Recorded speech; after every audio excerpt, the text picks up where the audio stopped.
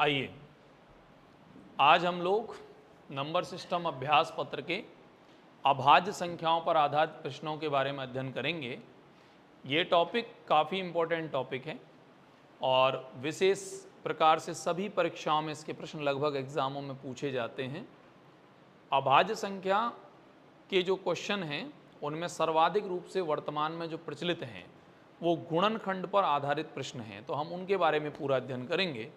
पहले थोड़ा सा हम अभाज्य संख्या के विषय में समझेंगे और फिर आज का काम हम लोग प्रारंभ करेंगे। तो पहले मैं थोड़ा सा अभाज्य संख्या के बारे में आपको समझा दूं।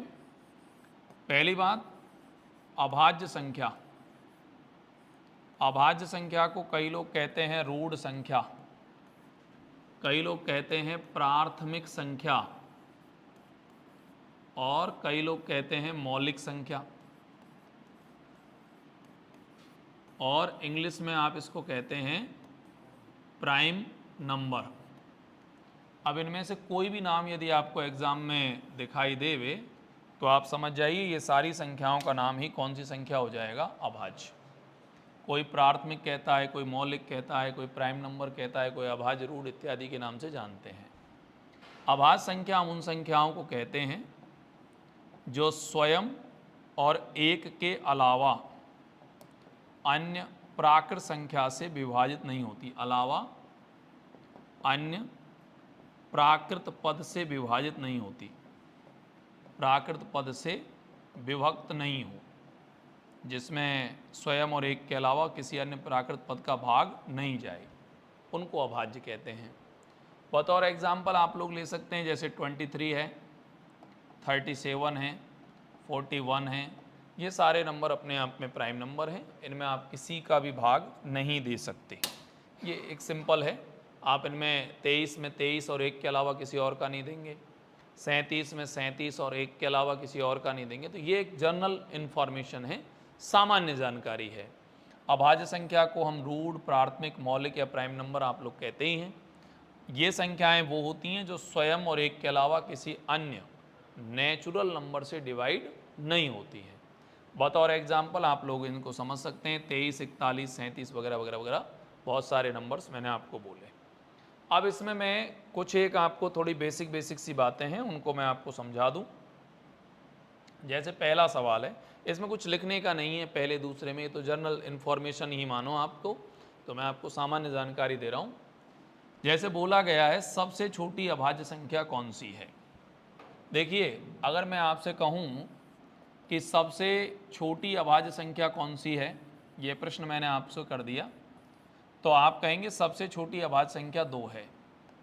अगर मैं आपसे ये कहूँ कि सबसे छोटी होनी चाहिए लेकिन सबसे छोटी अभाज्य सम संख्या होनी चाहिए, सबसे छोटी रूढ़ सम संख्या होनी चाहिए, तो भी मैं आपको उत्तर के रूप में 2 ही दूंगा। सबसे छोटी अभाज्य संख्या कौन सी है, तो 2 है। सबसे छोटी अभाज्य सम संख्या कौन सी है, तो भी मैं यही कहूँगा 2 है। अगर मैं आपसे कभी पूछूं कि सबसे छोटी अभाज्य विषम संख्या कौन सी है, कोई प्रश्न अगर आपसे कर ले सबसे छोटी अभाज्य विषम संख्या कौन सी है, तो मैं आपको उत्तर दूंगा सबसे छोटी अभाज्य विषम संख्या कौन सी है, 3। अगर कोई आपसे प्रश्न ये कर दे कितनी सम संख्याएं अभाज्य हैं, कितनी सम संख्याएं अभाज्य हैं, संख्याएं अभाज्य हैं, रूढ़ हैं, अगर ऐसा कोई प्रश्न कर दे तो इसका उत्तर है 1। मैं फिर से स्पष्ट कर दूं, सबसे छोटी अभाज्य संख्या कोई आपसे पूछे तो 2 है, सबसे छोटी अभाज्य सम संख्या कोई पूछे तो 2 है, सबसे छोटी अभाज्य विषम संख्या कोई पूछे तो 3 है, और सबसे छोटी मतलब कितनी सम संख्याएं अभाज्य हैं, अगर ऐसा कोई प्रश्न पूछे तो 1 है। और अगर पर्सनलाइज कोई ये पूछे कि 1 को यदि आप भाज्य में मानोगे या अभाज्य में, तो 1 न तो भाज्य है, कोई पूछ ले कि 1 भाज्य है का, तो कहना 1 न तो भाज्य है और न ही अभाज्य है। कोई पूछे कि 1 भाज्य है, आप कहना नहीं, और 1 अभाज्य है तो आप कहना नहीं, 1 न तो भाज्य है और न ही अभाज्य है। तो ये आपको याद में रखना है। तो आप कहिए सबसे छोटी जो अभाज्य संख्या है वो कौन सी है, 2। बोलो, सही है। ये अगर कुछ इसमें लिखना चाहें तो आप लिख सकते हैं, लिखेंगे कुछ, लिख लो। चलो लिखना चाहो तो ये वाला भी लिख सकते हो, अभाज्य के नाम, फास्ट लिखना थोड़ा सा।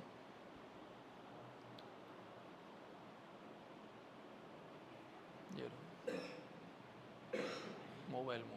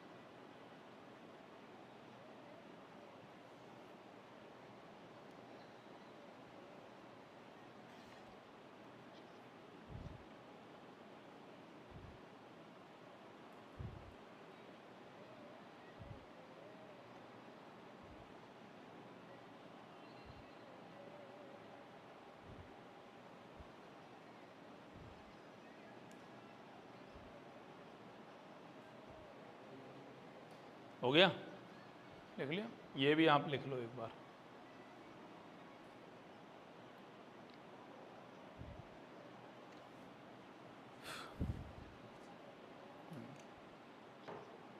लाओ, लिख लिया।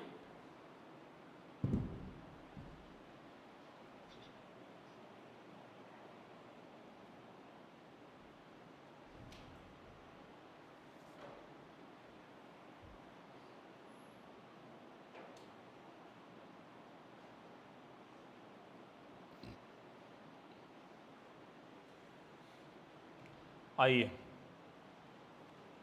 सवाल है 110 तथा 120 के बीच में कितनी अभाज्य संख्याएं हैं, ज्ञात करो।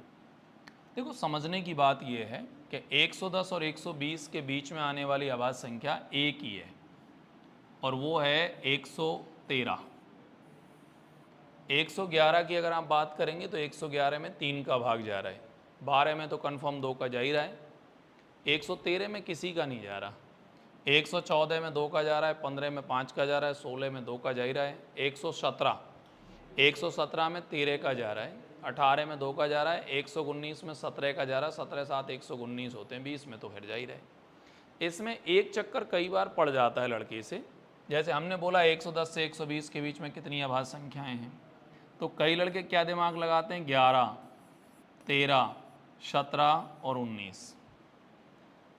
अब कई लोग कहेंगे ऐसे थोड़ी होता है, एग्जाम में कई बार दिमाग हैक हो जाता है पूरी तरह से, उसके दिमाग में सीधा डाटा आता है, क्योंकि 10 से लगा के 20 के बीच में 110 को हटा दो, आप 10 से 20 बोलो, अगर 10 से 20 आप बोलोगे ना तो आने वाली अभाज्य संख्याएं स्वाभाविक रूप से कितनी हो जाएंगी, 4।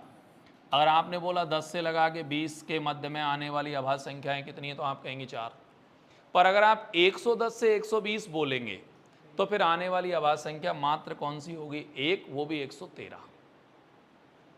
समझ रहे हैं आप निश्चित रूप से। तो ये अपने दिमाग में डाटा को सेव कर लो। बोलो क्लियर, ठीक है, बनाओ, लिख लो। इसमें तो क्या लिखोगे, कुछ है नहीं लिखने के लिए वैसे तो।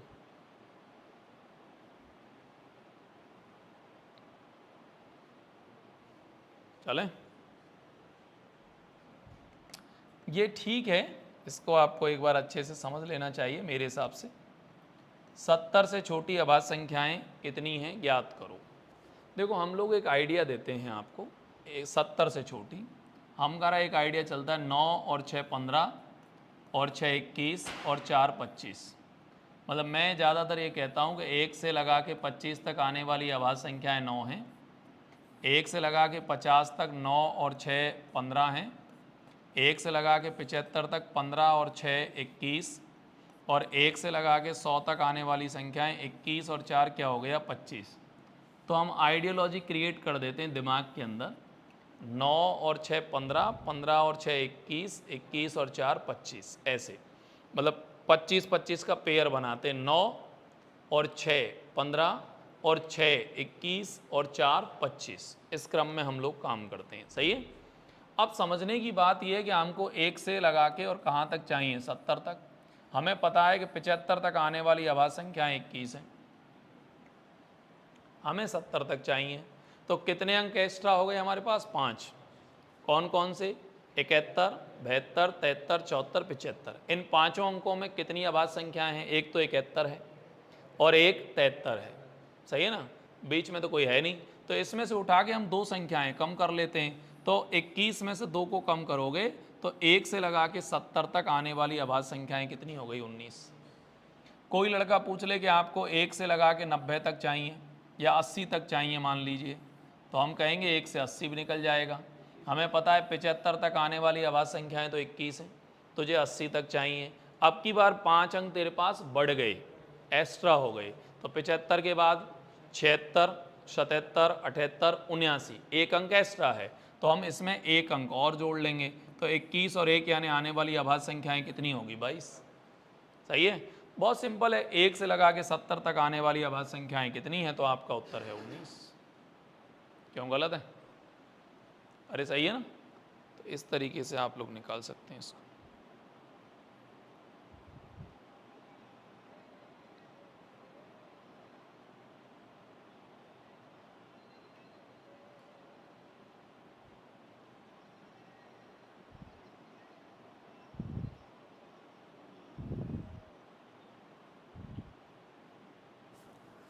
हेलो, हाँ आज आज लगा के तो वैसे तो लगा के आया, कोई लड़के ने खोले नीचे नहीं जाते, मैं खुद लगा के आया, मैं खुद ने लगाया, कोई ना कोई नीचे से गया उसने खोला 100%। अब करवा लो, देखो मैं खुद लगा के आया हूँ, कोई ना कोई अगर बच्चा चढ़ा ऊपर 100%, चल लगा दो उसको, नहीं तो उसको तो लगा के आना, कोई बात नहीं। तो अब तो लगा दो, छोड़ उसको, तो बच्चा नीचे चला गया। कई बार वो स्याही वाई को फैला देते हैं, हमारी को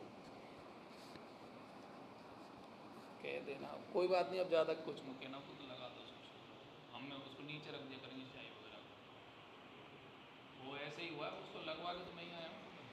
ला हाँ, क्या बात है, कर लगा दो तो गेट और वो लाइट बंद कर दो, ठीक।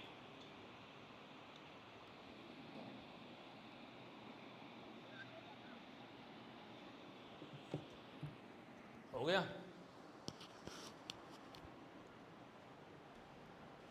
आइए,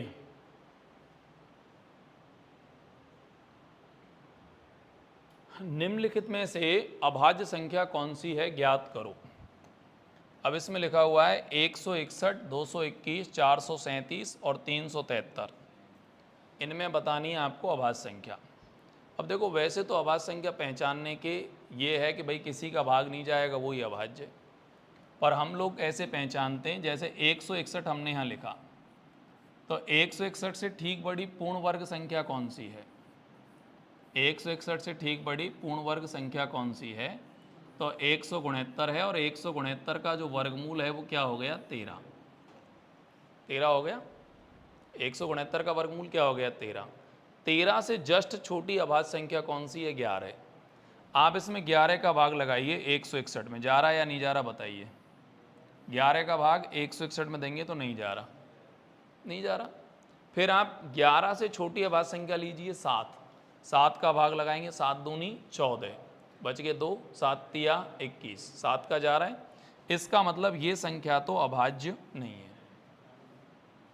अब जैसे 221 है, 221 से ठीक बड़ी पूर्ण वर्ग संख्या होती है 225। 225 का वर्गमूल क्या होता है? 15। 15 से छोटी वाली संख्या ले लो, 15 से छोटी है 13। 13 का भाग लगाओ, 13 एकम 13, कितने बच गए? 9। 13 7 91, भाग जा रहा है, इसका मतलब ये भी नहीं है। 437 को ट्राई करो, 437 से ठीक बड़ी पूर्ण वर्ग संख्या है 400 क्या? 41। 441 का वर्गमूल क्या हो गया? 21। 21 से छोटी पूर्ण वर्ग संख्या क्या हो गई? 19। 19 का भाग इसमें लगाओ, 19 दूनी 38, कितने बच गए 5, 19 57, इसका भी भाग इसमें जा रहा है तो ये भी नहीं हो सकती। अब स्वाभाविक जब तीनों नहीं होंगी तो ये तो होगी, फिर भी आप चेक करना चाहो तो कर सकते हो। 373 से ठीक बड़ी पूर्ण वर्ग संख्या होती है 400, 400 का वर्गमूल होता है 20, 20 से छोटी अभाज्य संख्या होती है 19, 19 का भाग इसमें लगाओ, 19 एकम 19, मतलब ही नहीं है। 19 से और थोड़ा नीचे आ जाओ 17, 17 का भी लगाओगे, 17 दूना 34, इसका भी नहीं जाएगा, और नीचे भी जाएगा। कुल मिला के किसी का भी डिवाइड इसमें जाने की संभावना नहीं है, इसलिए आपका एक ऑप्शन डी आपकी अभाज्य संख्या है। अभाज्य संख्या पहचानने का सबसे सरल नियम है ये। जैसे अभाज्य संख्या आपको कभी भी ढूंढनी पड़े तो बहुत सिंपल ढूंढा करो, इससे ठीक बड़ी पूर्ण वर्ग लो। 161 से पूर्ण वर्ग होगी 169 का वर्गमूल क्या हुआ 13, उससे छोटी जितनी अभाज्य उनका भाग लगा के देख लो, इसमें जा रहा है तो ठीक है, नहीं जा रहा तो कैंसिल। सही है ना, वो ऐसे पहचान लेते हैं ज़्यादातर, इतनी नहीं आती अभाज्य में से। अभाज्य में से सवाल जब एग्जाम में बनेगा ना तो ज़्यादातर बनता है गुणनखंड का, अभी मैं पढ़ाऊँगा आपको।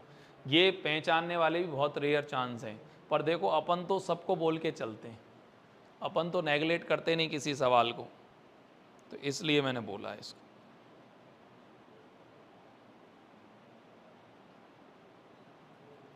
समझ गया?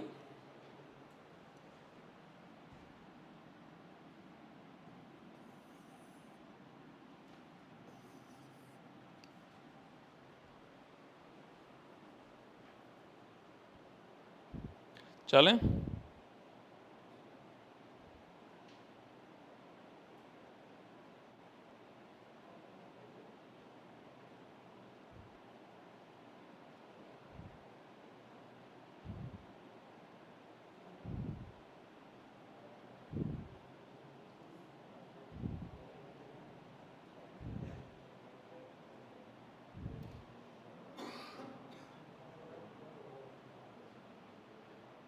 चलो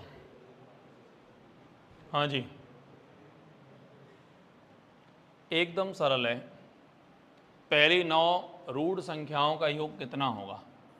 पहली 9 अभाज्य में पहली तो 2 है, उसके बाद 3, उसके बाद 5, 7, 11, 13, उसके बाद 17, 19 और 23, शायद 9 हो गई होंगी मेरे हिसाब से। देखो आप, 3 और 3 6 और 3 9, इनका जो योग है वो कितना हो गया 100।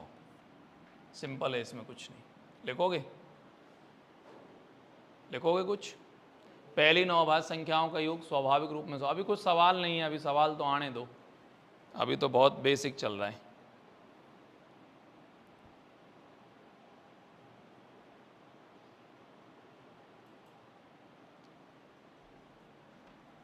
ऐसी कितनी, इसको रहने दो, इसको तो निशानी तो लगाना उत्तर पे।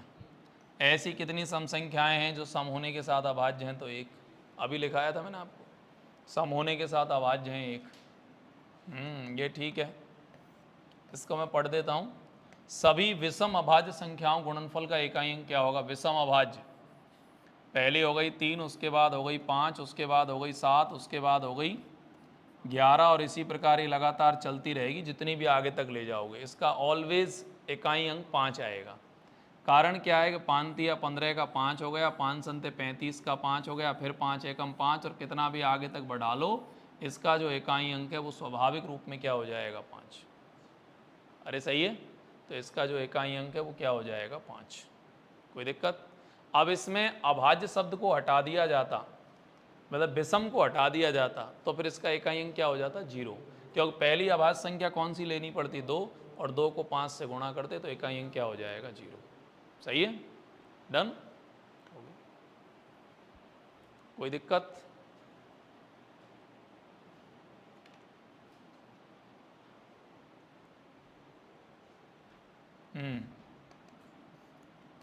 आइए, महत्तम और लघुत्तम अभाज्य संख्याएं जो 100 से कम हैं के बीच में अंतर क्या होगा ज्ञात करो। महत्तम यानी बड़ी, सबसे बड़ी संख्या जो 100 से कम है वो अभाज्य संख्या चाहिए, बड़ी वाली। तो 100 से कम में आएगी 99, 99 में तो भाग जा ही रहा है, 98 में जा ही रहा है 97, 97 में किसी का भी भाग नहीं जा रहा। 100 से कम सबसे बड़ी अभाज्य संख्या तो 97 है। सबसे छोटी अभाज्य संख्या कौन सी है? 2। तो आप 97 में से 2 को हटा लो, यानी आप लोग कह सकते हैं कितना हो जाएगा? 95। डिफरेंस ही तो चाहिए आपको, 95।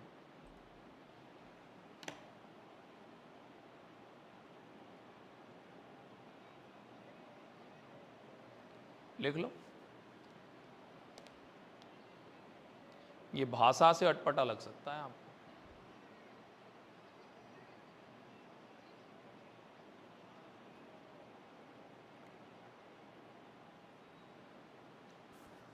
कर दिया? लगा देना। हाँ, कोई क्या तो गलती से कुछ हो रह गया है या कोई चढ़ गया है। वैसे तो मैं ही आया था सबसे लास्ट में आज। चलो कोई बात नहीं, आगे से और ध्यान रखेंगे। होता तो नहीं है मगर पता नहीं कैसे रह गया, या तो रह गया हमसे या फिर नीचे से कोई चढ़ गया।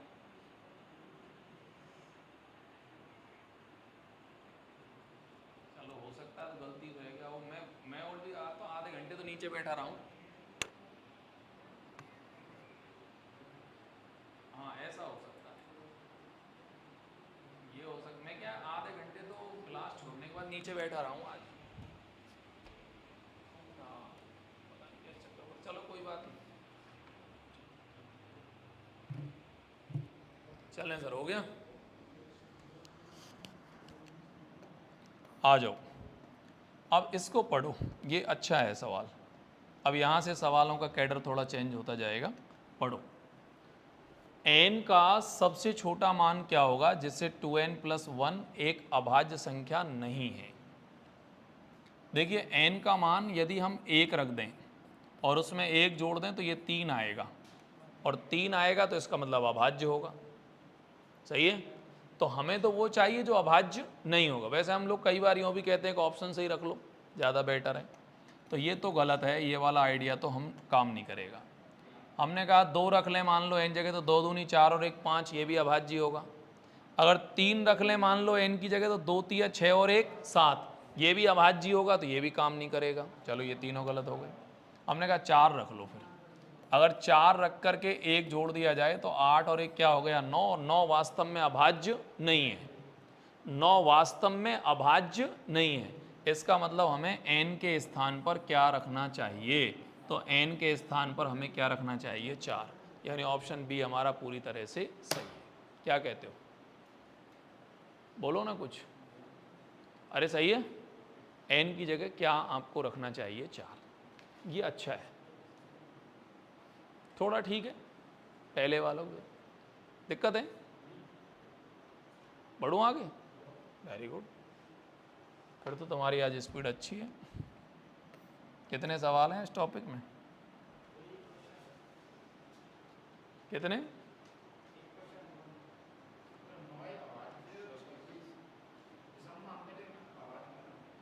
क्या बोल रहे हैं? दोबारा बोलो। 9? कैसी बात कर रहे हैं आप यार? ऐसी तो बहुत सारी विषम संख्याएं जो विषम तो हैं लेकिन अभाज्य नहीं है। अरे यार ये तो, सुन इधर सुन, तो विषम और सम, विषम की परिभाषा क्या बोलता है तेरे हिसाब से? फिर गलत बोल गया। विषम की कोटेशन बोल, विषम की ऑड नंबर। हाँ देखो, विषम में और अभाज्य में फर्क है। ये तेरी गलती नहीं, बहुत लोगों को गलती होती है तेरे इस। हाँ बहुत लोग कंफ्यूज हो जाते हैं इसमें, क्योंकि वो कारण क्या होता है? 3 5 7 और 9 को बीच में छोड़ के 11, फिर 13 17 और तो सब सही चल रहा है, वो बीच में 9 क्यों उड़ा दिया? हाँ ये क्या होता है समझो। अभाज्य तो वो होता है जिसमें स्वयं और एक के अलावा किसी और का भाग नहीं जाता। स्वयं का जावे और एक का जावे, इसके अलावा किसी और का नहीं जावे, वो तो अभाज्य है। और विषम वो होता है जो 2 से विभक्त नहीं होता,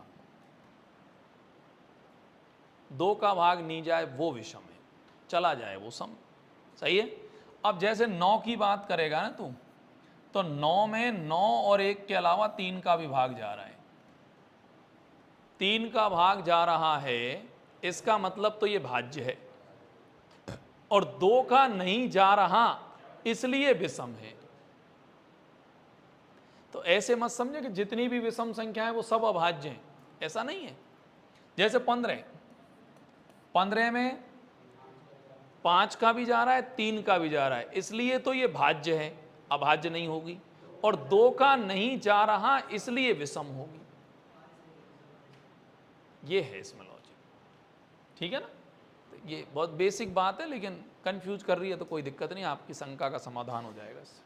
चलो खैर, आओ अब क्या सवाल है पढ़ते हैं। 4 अभाज्य संख्याएं हैं, चढ़ते क्रम में ली गई हैं। प्रथम 3 का गुणनफल 385 और अंतिम 3 का गुणनफल 1001 है। प्रथम अभाज्य संख्या कौन सी होगी ज्ञात करो। अब 4 अभाज्य संख्याएं ले लो आप, ए, बी, सी और डी। प्रथम 3 और अंतिम 3। प्रथम 3 का गुणनफल 385 है, ए गुणा बी गुणा सी और बी गुणा सी गुणा डी। प्रथम 3 का गुणनफल है 385, 385। अंतिम 3 का गुणनफल है 1001। सही है। आराम से आप काटो, बी से बी गया, सी से सी गया। 11 से कट मारो, 11 तिया 33 और 11 5 55, 11 9 99, 11 एकम 11। 7 का भाग और लगा दो इसमें, 7 पंजे 35 और 7 से इसको काट दो 13। यहाँ हो जाएगा ए अपॉन डी बराबर हो जाएगा 5 बटे क्या 13।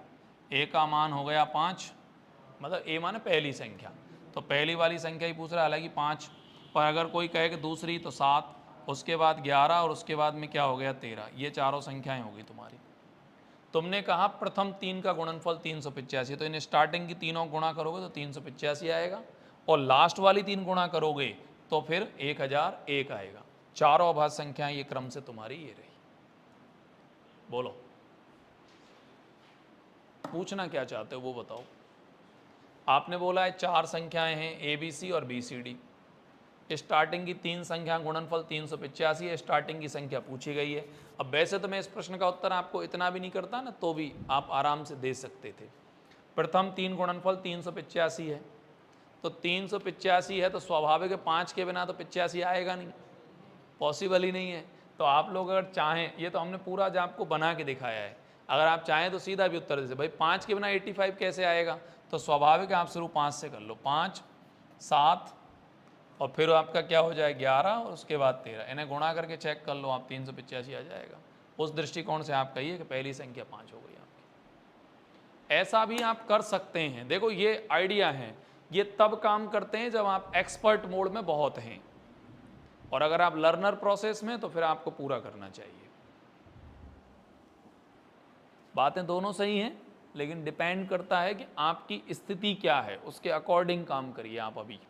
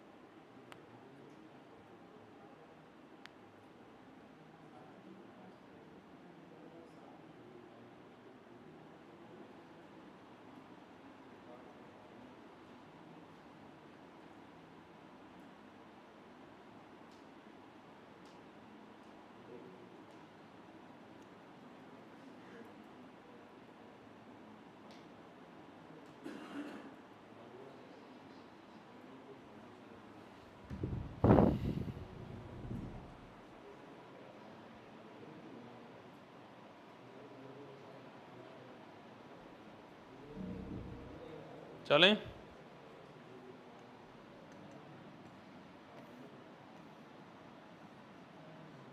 आइए, 3 अभाज्य संख्याओं का योग 100 है।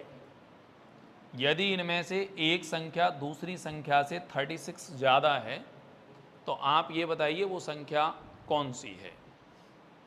अब देखिए, एक संख्या तो आप मान लीजिए x है और एक संख्या 36 ज़्यादा है तो वो x प्लस 36 यानी 36 हो जाएगी, और तीसरी वाली संख्या का नाम हो जाएगा y, और इन तीनों संख्याओं का योग क्या हो गया 100। मतलब मैं आपसे कहना चाह रहा हूँ पहली वाली संख्या तो x है, अगली वाली संख्या x प्लस 36 है, और तीसरी वाली संख्या का नाम क्या है y। ये x है और ये x प्लस 36 है और तीसरी वाली संख्या क्या है y। मतलब पता नहीं जो भी होगी, इतना मैं जानता हूँ कि तीनों का योग कितना है 100। x और x को अगर ऐड किया जाए तो ये 2x हो जाएगा, प्लस लगा के हो गया y बराबर में हो गया 64। 64 आपको समझ में आ ही गया होगा, 36 उधर माइनस हो जाएगा। अब हमें y की वैल्यू पुट करनी है, ऐसी पुट करनी है जिसको ट्रांसपोजिंग करने के बाद में 2 से डिवाइड हो जाए। साथ में शर्त यह है कि वो अभाज्य होनी चाहिए, क्योंकि इसने बोला है तीनों संख्याएं कैसी होनी चाहिए, अभाज्य। तो हम y की वैल्यू क्या रखें आपके हिसाब से? अगर हम यहाँ 2 रख देते हैं और बराबर में 64 छोड़ते हैं तो मेरे अनुसार ये है कि x का बराबर में 62 हो जाएगा। सिंपल है। कोई बंदा बोलेगा आपने 2 ही क्यों रखा है, आप 3 रख लो। मैं 3 रखने को तो तैयार हूँ, लेकिन 3 का पक्षांतरण उधर करूँगा तो 61 बचेगा। 61 में 2 का भाग जाने से रहा, इसलिए मैं कहूँगा कि x का मान क्या हो गया 31। भाई आप 2 के अलावा कुछ भी यहाँ रखिए और उसका ट्रांसपोजिंग उधर करिए, 64 में से उसको कम करिए तो विषम बचेगा, विषम में 2 का भाग जाएगा नहीं, जाएगा तो पॉइंट में जाएगा, फिर मामला खराब हो जाएगा। टारगेट ये है कि तीनों संख्याएं विषम होनी चाहिए। कोई लड़का बोल देगा 4 रख लो ना, तो 4 तो सम है, हम रख ही नहीं सकते, अलाउड नहीं है, क्योंकि हमें तो विषम रखना है। 2 के अलावा कोई विकल्प तुम्हारे पास है ही नहीं, और अगर मिल जाए तो मुझे बता देना, ठीक है। तो y की वैल्यू कितनी है 2 और x की वैल्यू कितनी है 31, और 31 और 36 कितना हो जाएगा 67। स्वाभाविक है इसमें यही पूछा गया कि वो संख्या कौन सी है, तो 67। बोलो सही है। एक बार टैली कर लो आप आराम से। दिक्कत है कुछ, डाउट लग रहा है क्या? नहीं। और अगर मिल जाए y की इसके अलावा कुछ और वैल्यू तो मुझे बता देना आप लोग। नहीं नहीं नहीं नहीं, 4 तो आप 4 आप सोच तो लो, लेकिन रखने मत देना, क्योंकि पहले शर्त है कि विषम होनी चाहिए। नहीं नहीं, वो अभाज्य, अभाज्य होनी चाहिए। अभाज्य कहाँ है 4? 4 में तो 2 का भाग जा रहा है, अभाज्य है ही नहीं। और आप सोच लो, और आप कुछ भी रख लो, वो जिसको जैसे ही माइनस करोगे वो पॉइंट में बचे, मतलब विषम बचेगा, विषम बचेगा तो पॉइंट में भाग जाएगा, पॉइंट तो अलाउड ही नहीं है, तो फिर कैसे काम करोगे आप? सही बात है ना जी।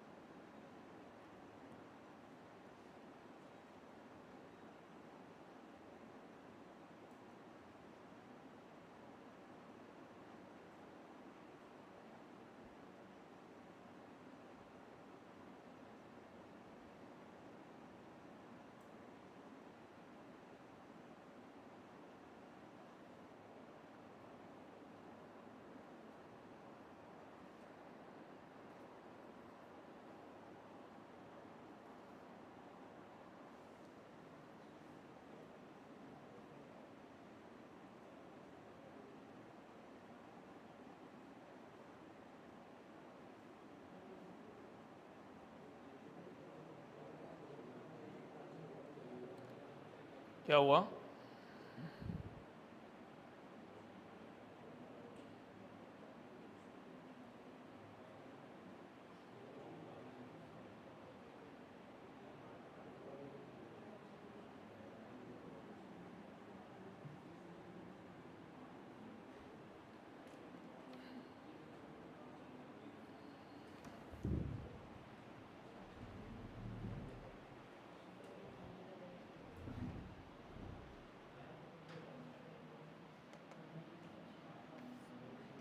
अगला है ए प्लस 2, ए प्लस 2, ए प्लस 6 सभी रूट पद हैं।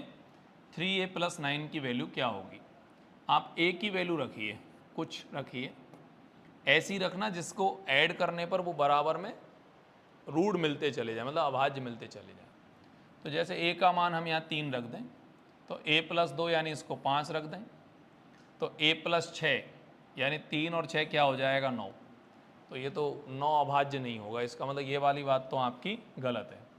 आपने कहा एक काम करो, a का मान 5 रख लो, 5 और 2 क्या हो जाएगा? 7, 5 और 6 कितना हो जाएगा? 11।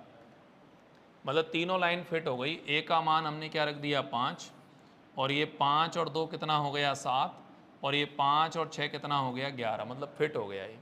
हमें जो चाहिए वो चाहिए 3a प्लस 9, और 3a प्लस 9 का मतलब है 3 का 3 a ही है ही।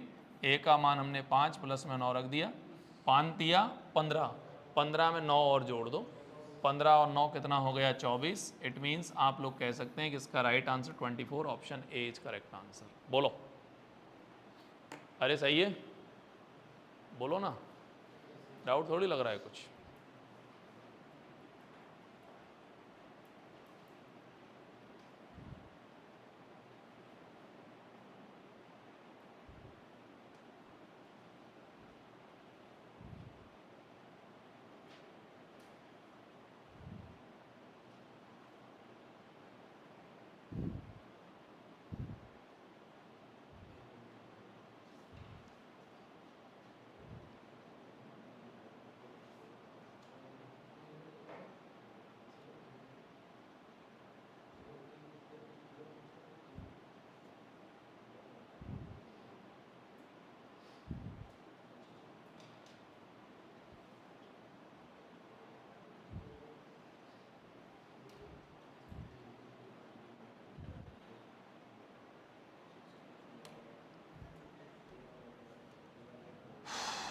पढ़िए,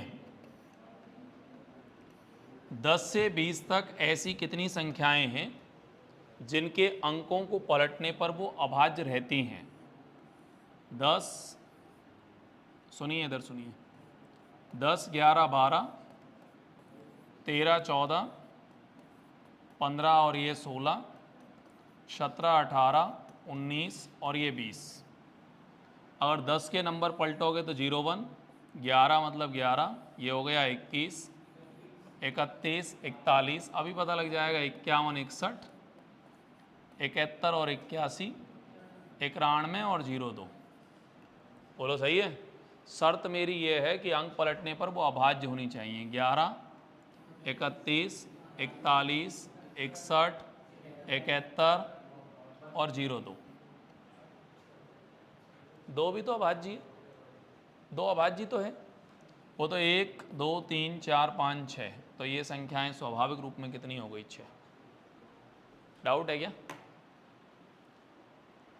ज़्यादा हार्ड नहीं है वैसे, ये तो सिंपल है।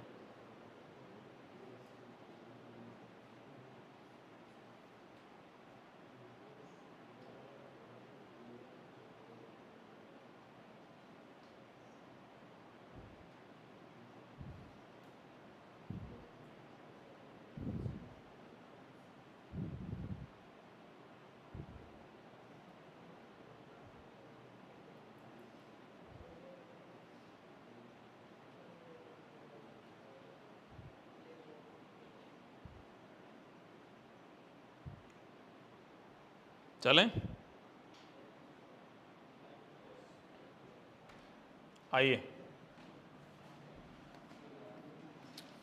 ए बी सी तीनों अभाज्य संख्याएं हैं और ए बी सी इन तीनों का योग 38 है। ए की मैक्सिमम वैल्यू क्या हो सकती है? ए का सबसे बड़ा मान क्या हो सकता है? आपके हिसाब से अगर 38 ही योग है तो मैक्सिमम वैल्यू 37 हो सकती है, संभावना है। सबसे बड़ी अभाज्य 38 से जस्ट पहले 37, लेकिन 37 अगर ए हो गया तो फिर बी सी क्या होगा? तीनों अभाज्य होनी चाहिए, तो ये तो मामला गलत है। हमने कहा तो एक काम करो, 37 से पहले थोड़ा आ जाओ 31, अभाज्य हो सकता है। 31 के बाद में 5 और हो सकता है 36, और 2 और हो सकता है 38। सही है। इसका मतलब ये हुआ कि ए की वैल्यू मैक्सिमम हो सकती है 31, बी की वैल्यू मैक्सिमम हो सकती है 5 और सी की वैल्यू मैक्सिमम कितनी हो सकती है 2। और हमसे यही पूछा गया है कि ए की मैक्सिमम वैल्यू क्या हो सकती है, तो 31। बोलो, अरे सही है, हो गया। मिनिमम वैल्यू दो, जैसे कम से कम तो कैसे निकलेगी, वो तो मैक्सिमम से ही निकलेगा, फिर तो 2 रख लो। उल्टा कर दो इसको। ये क्या सवाल नहीं है, ये केवल आपका आईक्यू लेवल का चेकअप है, केवल मेंटली चेक कर रहे हैं आपको, बस कोई सवाल थोड़ी ना है, ये तो सामान्य चेक है। यहाँ ये बढ़िया है सवाल। अब जैसे इसमें लिखा हुआ है 1080 के कितने अभाज्य गुणनखंड होंगे ज्ञात करो। कितने अभाज्य गुणनखंड? अभाज्य गुणनखंड में क्या होता है, जैसे हमारे पास एक नंबर है 36, अब कोई कहे कि इसमें कितने अभाज्य गुणनखंड हैं। अब वैसे तो आप इसको यूँ लिख सकते हैं, 2 से डिवाइड करें 18, 2 से इसको डिवाइड करें तो 9, 3 से डिवाइड करें तो 3 और 3 से डिवाइड करें तो 1, 1 2 3 और 4, इसमें आने वाले जो प्राइम फैक्टर हैं उनकी संख्या बराबर कितनी होगी, 4। सही है।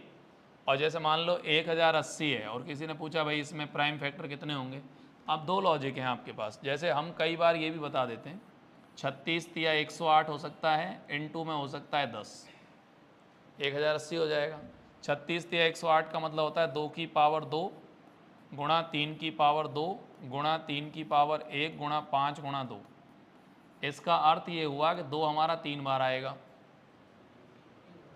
3 तो ये हो गए और 3 ये हो गए 6 और 1 7, तो इसमें आने वाले प्राइम फैक्टर कितने हो जाएंगे, 7। और कोई पूछे कि यार ऐसे हमारे समझ में नहीं आ पाएगा, कोई बात नहीं, आप ऐसे निकाल लीजिए 540, 2 से लगाइए 270, 2 से और लगाइए 135, 5 से और लगा दीजिए 5 दूनी 10, 5 संते 35, 3 से 3 और 3 से 3 9 और 3 से 3, अब तो सही है, कितने हो गए 1 2 3 4 5 6 और 7, तो आने वाले प्राइम फैक्टर कितने हो गए, 7। वैसे बहुत सिंपल लॉजिक ये है कि आप इसे अगर तोड़ सकते हैं, डायरेक्ट ब्रेक कर सकते हैं, तो आप और भी थोड़ा सरल कर सकते हैं। जैसे मैंने बहुत सिंपल तोड़ा, 36 या 108 गुणा 10 1080 हो गया। 36 का मतलब है 9 चौका 36, तो 3 का स्क्वायर गुणा 2 का स्क्वायर, 3 अपना है ये, 10 का मतलब 5 दून 10, मैंने अनुमान लगाया 2 यहाँ 2 बार है, 1 बार ये, तो 3 बार तो 2 हो गया, 3 ही बार ये हो गया, 3 और 3 6 और 1 वो हो गया, तो 6 और 1 7। और जब नहीं बैठने लगे, ऐसा लगने लगे कि यार नहीं होगा काम, तो फिर आप इस तरीके से कर सकते हैं।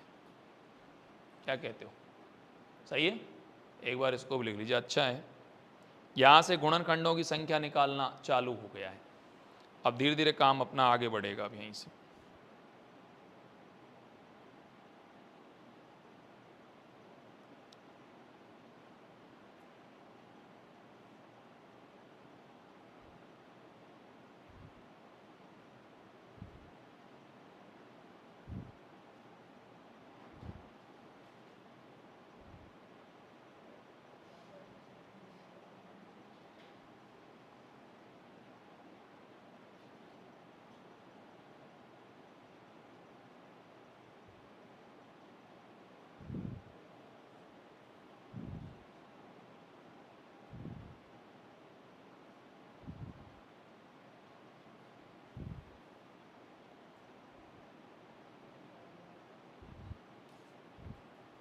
चलें,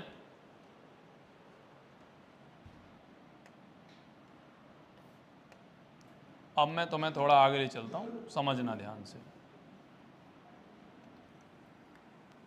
84 की पावर 143 के कितने अभाज्य गुणनखंड होंगे ज्ञात करो। देखो, पहली बात तो 84 को ब्रेक करो, तोड़ दो। 84 को तोड़ने के, अब 84 को कैसे कैसे ब्रेक कर सकते हैं आप लोग। पहला लॉजिक, जो बिल्कुल बिल्कुल वीक हैं उनकी बात कर रहा हूँ, 12 सत्ते 84, 2 से 6 और 2 से 3 बराबर। एक तो आप इसको इस प्रकार से तोड़ सकते हैं, ठीक है। दूसरा लॉजिक है, इसको 84 को 21 चौका 84 कर सकते हैं आप, अगर 21 चौका 84 अगर आप करेंगे तो ये हो जाएगा 3 गुणा 7 और 4 का अर्थ है 2 गुणा 2। डायरेक्ट दिमाग लगा लो, वही वाला लॉजिक हो गया। इसका मीन्स हो गया कि आपने लिखा 2 गुणा 2, गुणा लगा के 3 और गुणा लगा के 7 और उसकी पावर में है 143। अब इसका अर्थ क्या है, 2 भी 143 टाइम्स आएगा।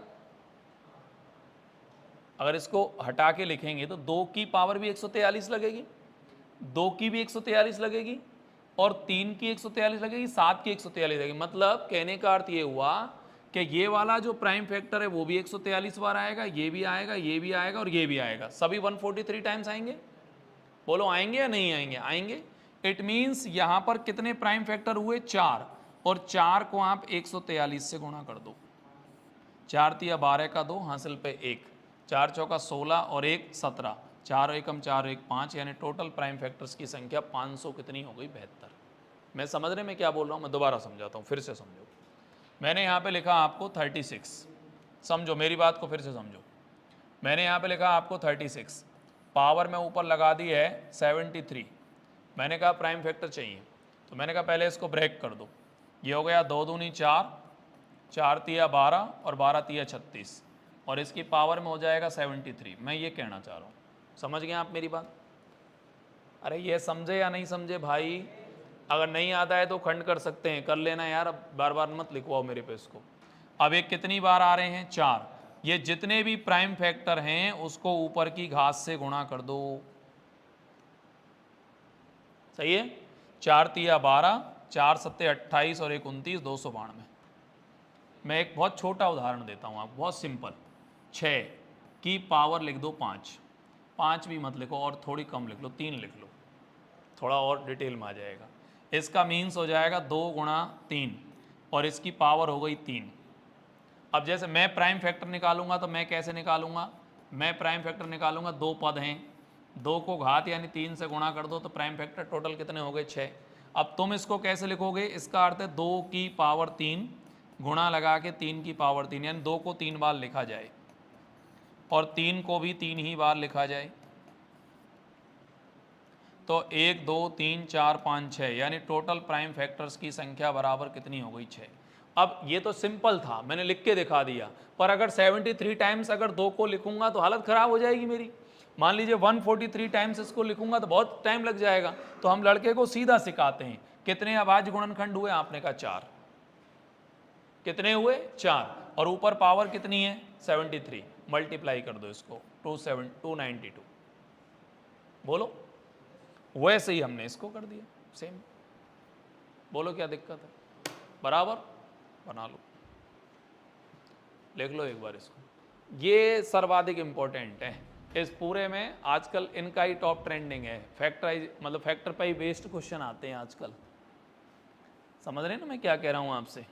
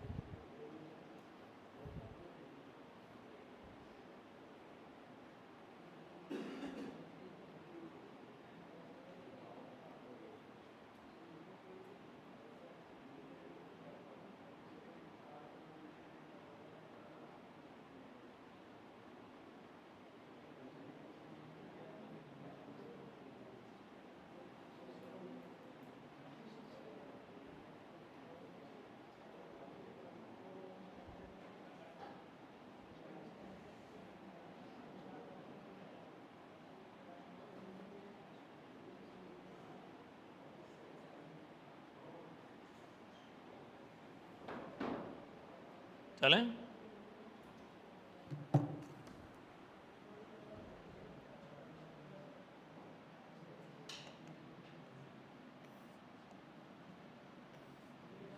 आइए,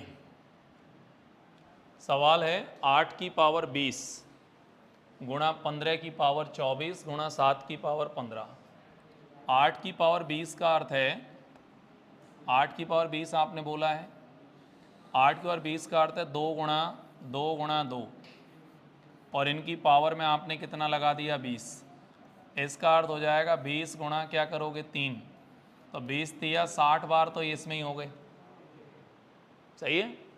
फिर मल्टीप्लाई है 15, 15 का अर्थ है 3 गुणा 5, 3 5 15 की पावर में क्या हो गया 24, तो ये हो गए आपके 24 गुणा 2, मतलब 24 दूना क्या हो जाएगा 48, 48 पर स्वाभाविक रूप से इसमें हो गए। अरे बोलो यार, सही है। उसके बाद में 15 हो गया, तो ये मतलब इसका अर्थ ये हुआ एक ही पद है, तो एक ही पद है, तो एक ही पद है, तो एक गुणा क्या करोगे 15, तो 15 पद ये हो गए। 8 और 5 13 हो गया, 2 1, यानी इसको कह सकते हैं 123। Option C is correct answer. क्या कहना चाह रहे हो, बोलो क्या कहना चाह रहे हो।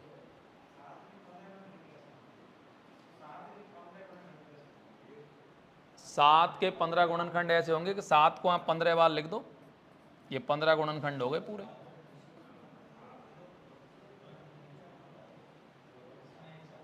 अभाज्य तो है 7 भाई। जैसे मान ले तूने 3 की पावर 4 लगा दी, तो अब 3 कितने हुए टोटल, 4 हुए ना। तो 3 ऐसे तू लिखेगा काउंटिंग प्रोसेस में, तो 3 कितनी बार लिखेगा तू 4 बार, तो तू हमसे क्या कहेगा 3 कितनी बार आए 4 बार, तो कितने कितने हुए टोटल 4 हुए। सही है ना। तो वैसे ही 7 7 7 7 7 कितनी बार आएगा टोटल 15 बार, तो 15 हो गए ना पूरे। वो अभाज्य गुणनखंडों की संख्या है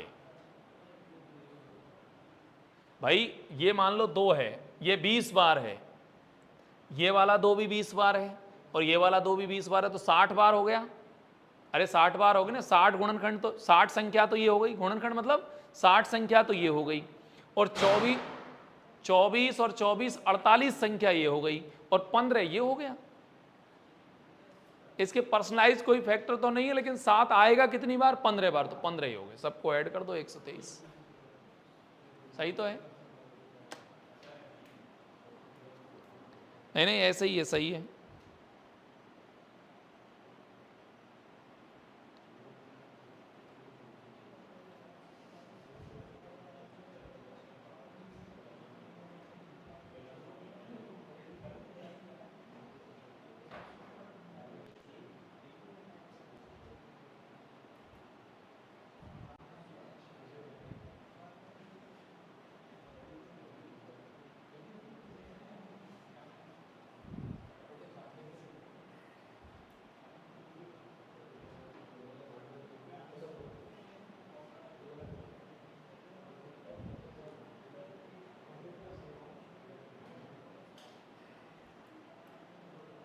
चलें, हो गया।